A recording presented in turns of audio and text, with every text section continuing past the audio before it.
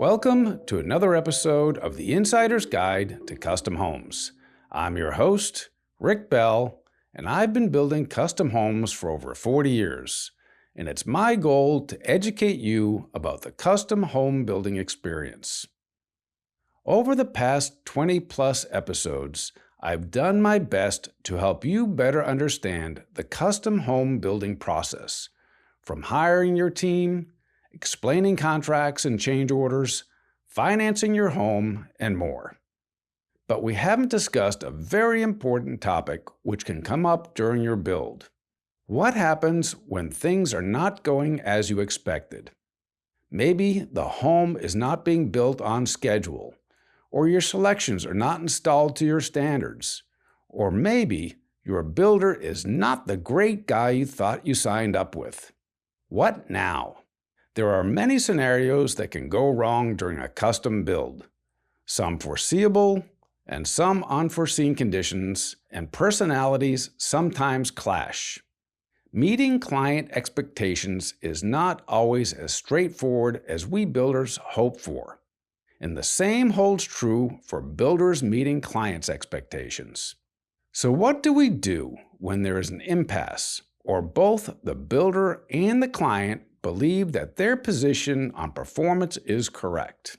You can turn to the contract and take the legal route, but I truly believe this should be the absolute last resort. If you did your homework and chose a reputable builder, he is reputable for a reason.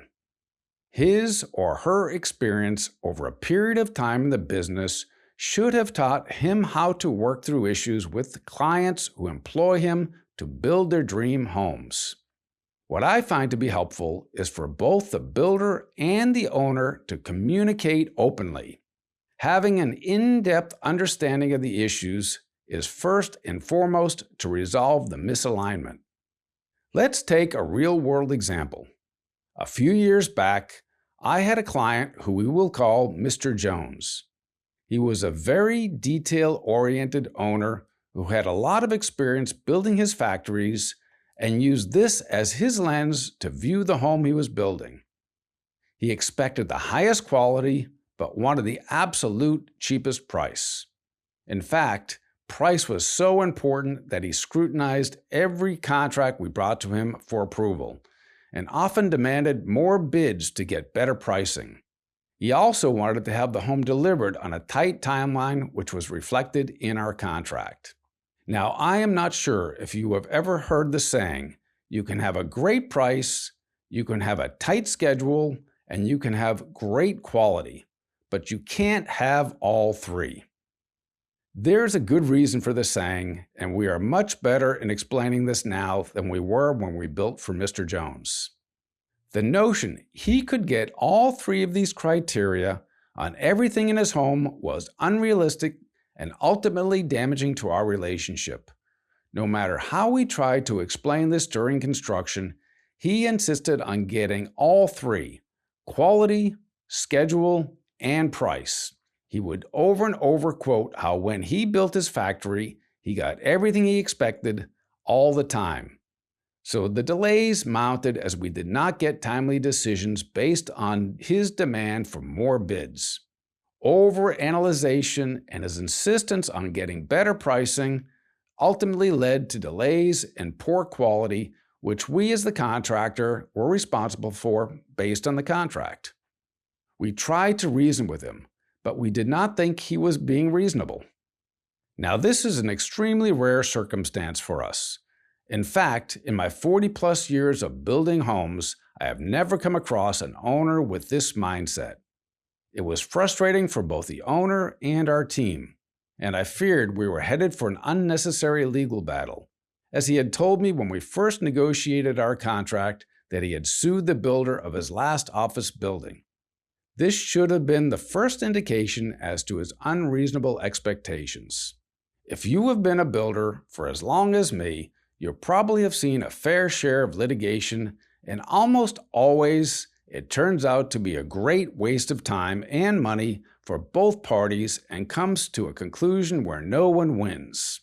I wanted to avoid this at all reasonable costs, and pull the owner back into our fold of happy campers. A lofty goal considering his attitude. On his side, he could not understand why we as his builder could not see his position, and he was frustrated as well. How could we resolve our differences and complete the home to the owner's satisfaction? The simple answer was meetings. Many meetings where we would sit down or perhaps walk the home and address each issue, and he had many, to find out what he believed the level of quality should be and how the timeline was affected. This took every bit of patience in my soul, but slowly and steadily we addressed every issue and came to mutual agreement as to what we could both agree was reasonable. The process took months to accomplish and ultimately cost our company, but it avoided litigation and gave the owner peace of mind that he got what he had expected in his home. This is an extreme example and taught us many lessons when setting up expectations up front with our clients. But the point is that both the builder and the owner need to understand creating satisfactory outcomes is a two-way street. There is give and there is take, and if handled with cool minds, both parties can still win. Communication is the key. Don't wait for problems to fester, and discuss issues openly with your builder. Remember, in the legal world, rarely does anyone win. Be patient and work out your differences. You will have less stress and a far more rewarding building experience on your dream home. If you start feeling uneasy during your build, use this episode as a roadmap to discuss issues openly with your builder and get your home back on track. If you like this episode, leave a review and share with someone who can benefit from this podcast. And remember, build your custom home the landmark way. Stay tuned for more insight, and most of all, enjoy the journey.